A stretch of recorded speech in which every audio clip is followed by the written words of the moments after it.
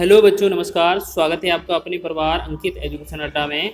आज हम बात करने वाले हैं आरआरबी एनटीपीसी और आरआरबी ग्रुप डी, आरआरबी जो आरपीएफ है, कांस्टेबल और एसआई के महत्वपूर्ण प्रश्नों के बारे में।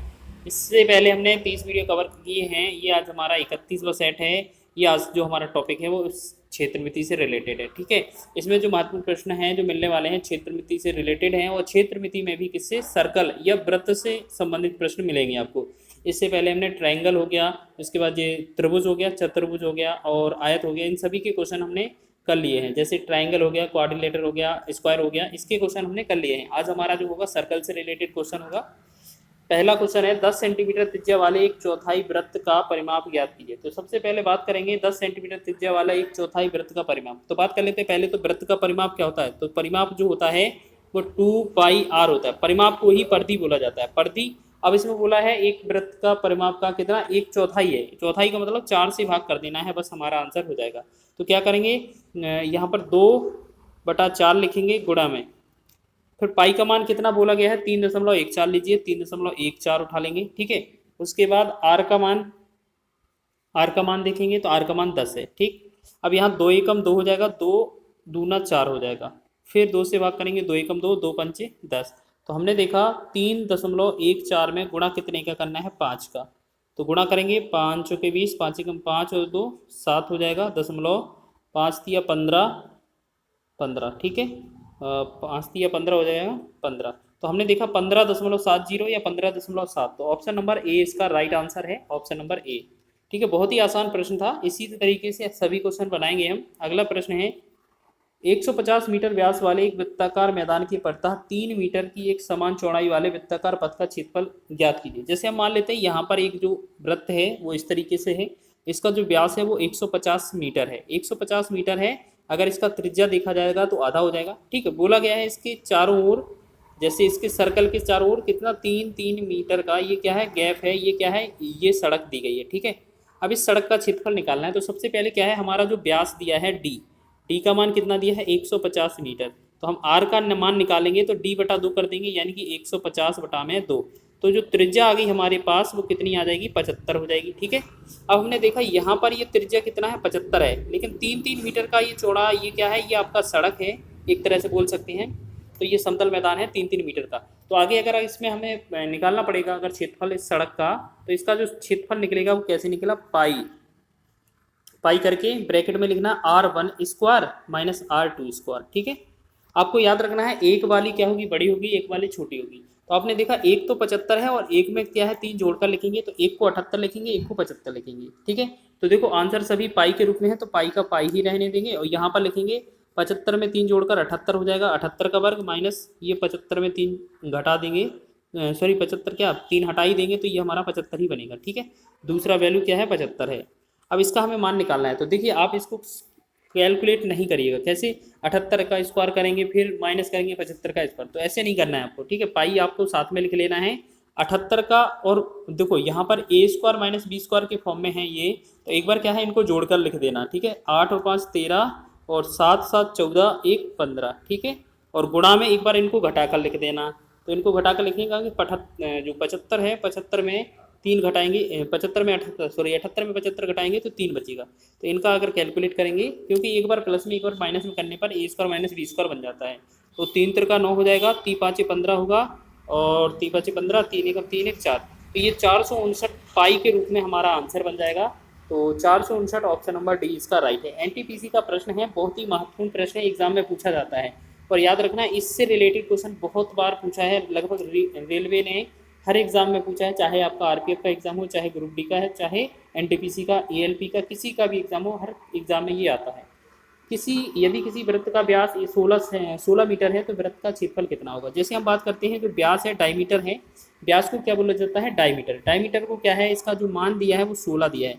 अगर इसकी जो रेडियस है, आर बोलते हैं हम, जिसे त्रिज्या बोलते हैं, इसका रेडियस निकाला जाए तो क्या करेंगे, हम व्यास को आधा कर देते हैं, डायमीटर को आधा कर देते हैं, 2 से आधा करेंगे, 2 से भाग करेंगे तो ये 8 मीटर हो जाएगा। ठीक है, ऊपर हमारा 16 मीटर डायमीटर था, तो रेडियस इसका कितना हो जाएगा, 8। रेडियस को त्रिज्या बोलते हैं। ठीक है, अब बोला गया है वृत्त का क्षेत्रफल कितना होगा। ठीक है, पाई में आंसर दिया है तो पाई का याद रखेंगे।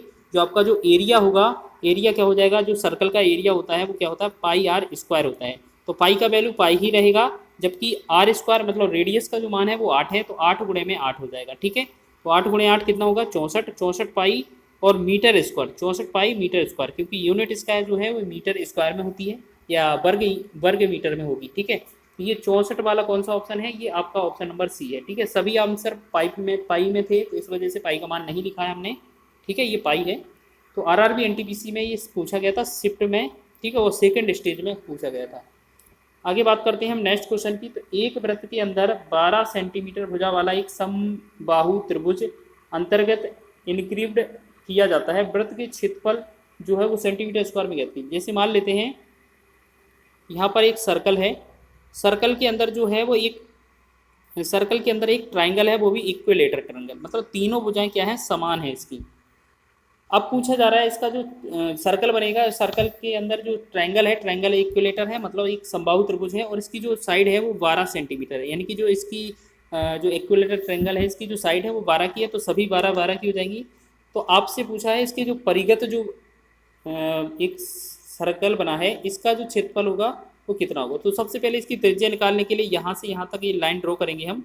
तो हमने क्या देखा, एक लाइन ड्रॉ करने के लिए यहाँ से चाहे यहाँ करें चाहे यहाँ करें, कहीं भी करें, तो इनका जो रेडियस का जो फॉर्मूला होता है एक ट्रायंगल के थ्रू, अगर इक्विलेटर ट्रायंगल इसके अंतर्गत दिया है और आपका रेडियस पूछा जाए त्रिज्या, तो आपको क्या करना है, जो आपका ए दिया है, यानी कि ए बराबर कितना दिया है 12, तो इसका क्या करना पड़ता है, बटा में √3 से भाग कर देना, हमारा रेडियस निकल आएगा। यानी कि ए का मान दिया है 12, बटा में √3 कर देंगे ये, तो इससे हम क्या करेंगे, √3 का ऊपर और √3 का नीचे गुणा करेंगे, तो हमारा इससे रेडियस निकल आएगा। तो कितना 12 का √3 होगा, तो 12 √3 हो जाएगा, और √3 का √3 में गुणा होगा 3 हो जाएगा, 3 एकम 3, 3 चौके 12। तो जो आर का मान बन रहा है वो 4√3 बन रहा है। ठीक है ना, तो ये 4√3 इसका आंसर हो जाएगा। तो 4√3, अच्छा ये क्या है, ये आपका रेडियस आ गया। ठीक है, अब आपसे सर्कल पूछा है, सर्कल का एरिया पूछा है, तो एरिया क्या हो जाएगा आपका, एरिया देखेंगे, एरिया हो जाएगा आपका क्या, पाई आर स्क्वायर। ठीक है, पाई आर स्क्वायर आपको देखा है, सभी जो आंसर है वो पाई के रूप में दिए हैं, तो इतना ही बना रहने देंगे।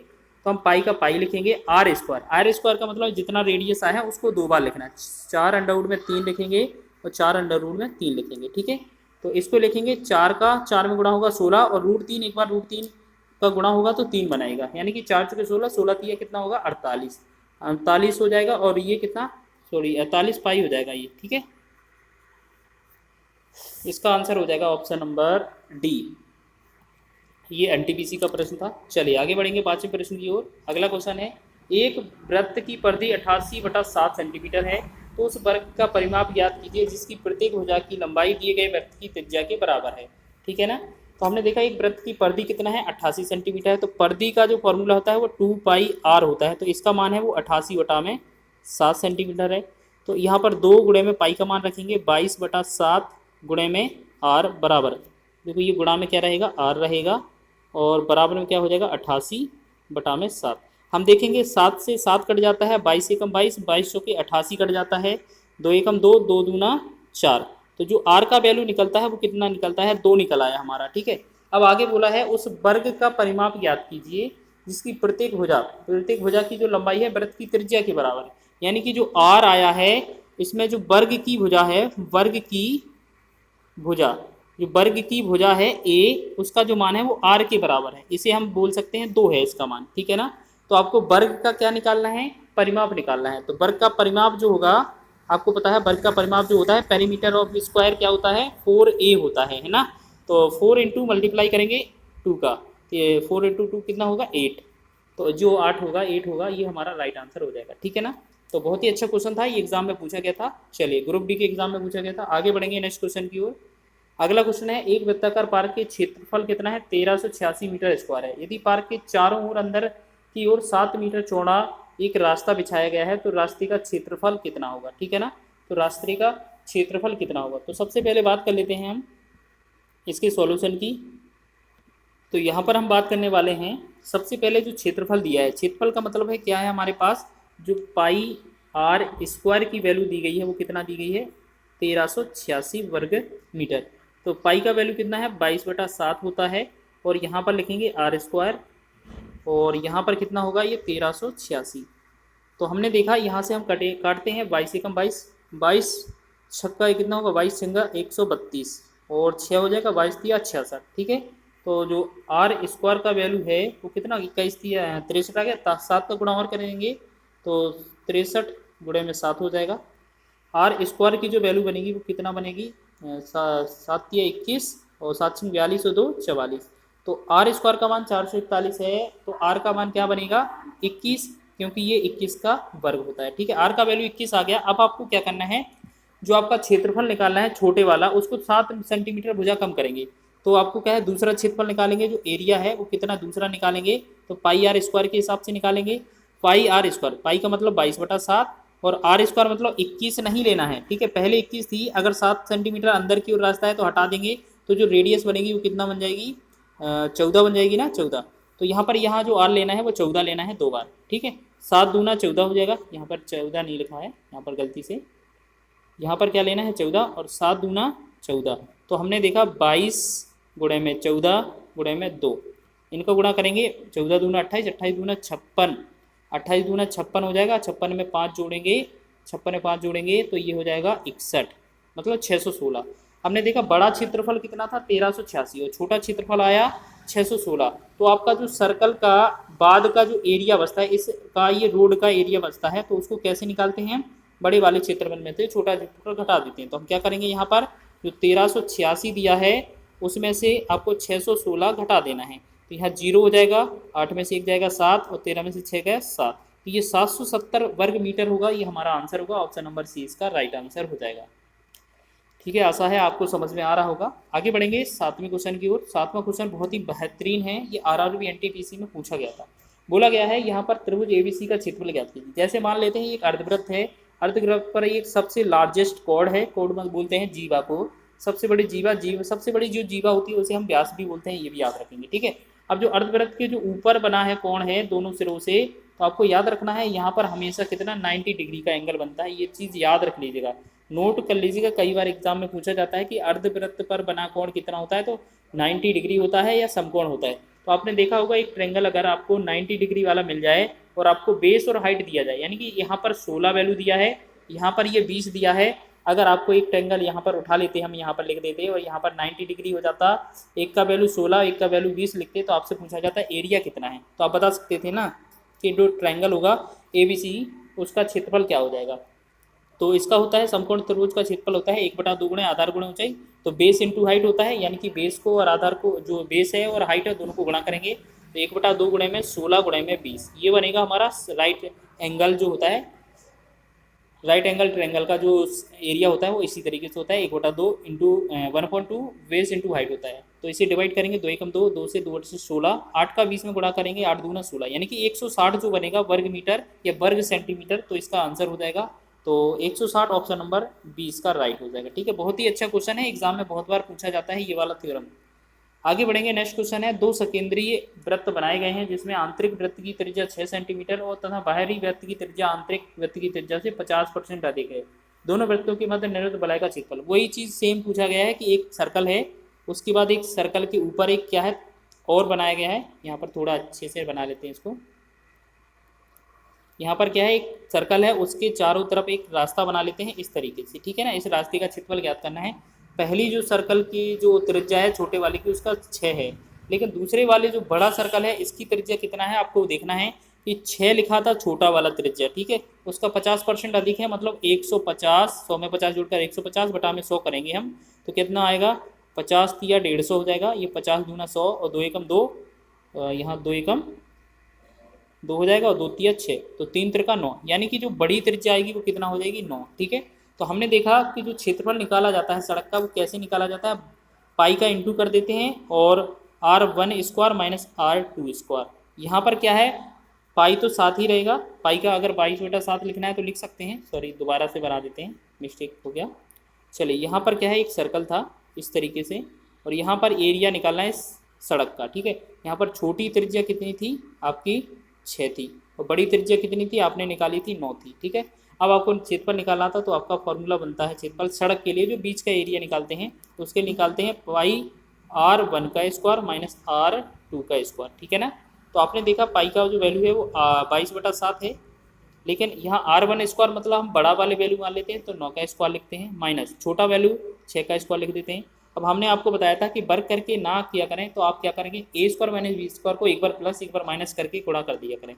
तो 22/7 यहाँ पर ठीक है। अब 9 और 6 को जोड़ेंगे, अगर आप 9 और 6 को जोड़ेंगे तो 9 और 6 कितना होगा, 15 हो जाएगा। और 9 और 6 को आप घटा देंगे, अंतर करेंगे तो 9 6 का अंतर 3 हो जाएगा। ठीक है, तो इसका हम सॉल्यूशन करेंगे। बटा में 7 तो रहने वाला ही है, और 15 तिया 45 है। ठीक है, 15 तिया 45 हो गया। अब हमें 45 और 22 का गुणा और करना है, तो 22 एक बार पूरा करेंगे, 15 × 45 और 22 × 5 110, 11 हो जाएगा, 2288 और 99, यानी कि 990/7 सेंटीमीटर जो होगा उसका राइट आंसर हो जाएगा। या कोई भी आंसर का जो गलत, हमारा जो सॉल्यूशन है वो गलत हो जाता है, तो आप हमारे ही मेथड से उसका सॉल्यूशन करिएगा, आंसर आपका जो आएगा वो सही हो जाएगा। क्योंकि जल्दबाजी में हो सकता है कोई क्वेश्चन का कैलकुलेशन है वो गलत भी हो सकता है। ठीक है, तो आपका ये आंसर है वो कौन सा है, 990/7 इसका आंसर हो जाएगा। चलिए आगे बढ़ेंगे एक लास्ट प्रश्न की ओर। आगे देखते हैं एक वृत्त की त्रिज्या r बराबर 36 सेंटीमीटर है और वृत्तखंड की चाप की लंबाई l है। यदि 4l बराबर 3r है तो वृत्तखंड का क्षेत्रफल ज्ञात कीजिए। सबसे पहले बात करते हैं, हमारे पास r का जो वैल्यू दिया है वो 36 दिया है, और यहाँ पर एक रिलेशन दिया है कि 4l जो बराबर है वो 3r के बराबर है। ठीक है ना, तो यहाँ पर 4l मतलब l को बोलते हैं चाप की लंबाई, बराबर 3 इंटू में r का मान कितना है 36। अब यहाँ से भाग करेंगे, 4 एकम 4, 4 9 36, तो यहाँ पर जो l का जो चाप का जो मान आएगा 9 × 27, ये 27 आ जाएगा हमारा। ठीक है, l का मान हमारे पास है, r का मान हमारे पास है। तो अगर हमसे वृत्तखंड का क्षेत्रफल पूछा जाता है तो आपको क्या करना है, r गुणे में ऐसे लिखते हैं इसको, 1/2 करेंगे इंटू में l इंटू में r, यानी कि चाप और त्रिज्या का गुणा करते हैं, 2 से भाग कर देते हैं, 1/2 चाप गुणा त्रिज्या याद रखेंगे। ठीक है, तो 1/2 हो गया, गुणा में चाप का मान कितना आया हमारा 27 और r का मान कितना आया 36। तो हम 2 से डिवाइड करेंगे, 2 एकम 2, 2 से भाग करेंगे, 18 दूना 36। तो हमारा यहाँ पर जो कैलकुलेशन होगा 27 गुणे में 18 का होगा। ठीक है ना, तो 18 और इनका गुणा करेंगे तो 18 सत्ते कितना होगा 126, 18 सत्ते 126, हासिल हो गया 12, 18 दूनी 36, 36 और 12 कितना होगा 48, यानी कि 486 जो बनेगा, ऑप्शन नंबर ए इसका राइट आंसर हो जाएगा। ठीक है, तो इसका राइट आंसर कौन सा हो जाएगा, ए। तो ये 486 सेंटीमीटर स्क्वायर या वर्ग सेंटीमीटर इसका आंसर होगा। ठीक है, तो आपको ये क्षेत्रफल का याद रख लेना है वृत्तखंड का, तो आपको यहाँ पर लिख लेना है वृत्तखंड का क्षेत्रफल। ये आपको फॉर्मूला ही बता देते हैं आपको बेसिक ट्रिक के माध्यम से। ठीक है ना, तो इस प्रकार आपने कितना टॉप 9 प्रश्न कवर किए हुए हैं जो आपके सर्कल से रिलेटेड थे। ठीक है, जो आपको कहीं ना कहीं एग्जाम में पूछे जा सकते हैं। इसी तरीके का एग्जाम में क्वेश्चन और बन सकता है जो आपका आगे पूछा जा सकता है। ठीक है, और ये जो सर्कल से रिलेटेड जो आपका पहला पार्ट था, इससे कुछ और क्वेश्चन 8 से 10 क्वेश्चन और दूसरे पार्ट में बताए जाएंगे, वो भी आप रिवाइज कर लीजिएगा, जिससे आपका सर्कल से रिलेटेड जो क्षेत्रमिति में क्वेश्चन बनता है वो भी आपका कवर हो जाएगा। अगर वीडियो पसंद आया है तो प्लीज़ वीडियो को लाइक करें, शेयर करें, और चैनल पर नए हैं तो चैनल को सब्सक्राइब जरूर कर लें।